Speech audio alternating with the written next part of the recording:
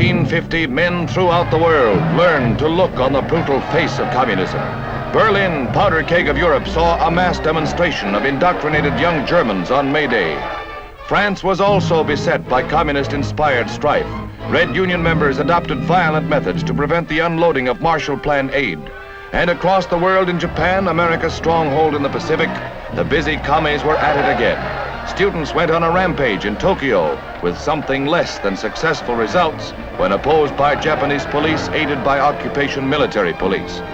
But far more sinister to Americans was home front communism. Union Square in New York was the backdrop for these scenes of red violence. From their ranks will come the saboteurs, spies, and subversives should World War III be forced upon America. Underlining the menace from within was Valentin Gubichev, who received secret documents from Judith Kaplan, government employee. This Soviet functionary in the United Nations was deported following his conviction.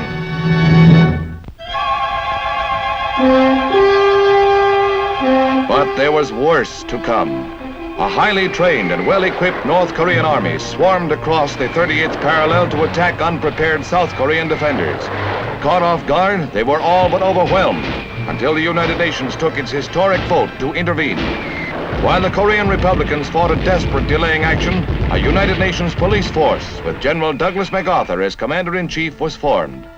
During the early days of UN action, General MacArthur fought a grim defensive battle. His troops outnumbered 3 and 4 to 1. Stubbornly, forces under his command clung to a shrinking beachhead in Southeast Korea, and for months the Allies fought to keep from being driven into the sea. This, a savage war of attrition in which no quarter was given by a foe equipped with the latest Russian armament. At a press conference, President Kennedy outlines the West's reply to Khrushchev's threats to sign a peace treaty with East Germany.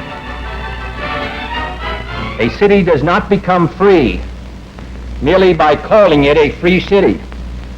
For a city or a people to be free requires that they be given the opportunity, without economic, political, or police pressure, to make their own choice and live their own lives.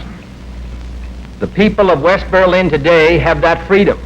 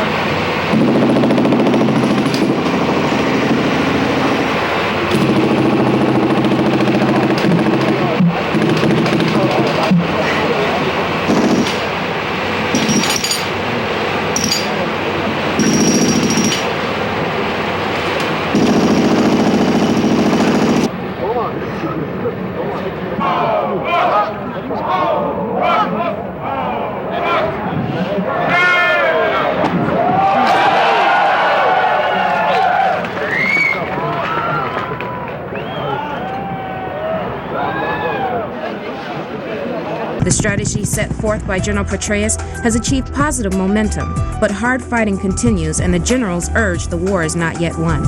But with so many positives coming out of Iraq in the past 2 months, one general has suggested a troop drawdown plan that is sure to be embraced by many.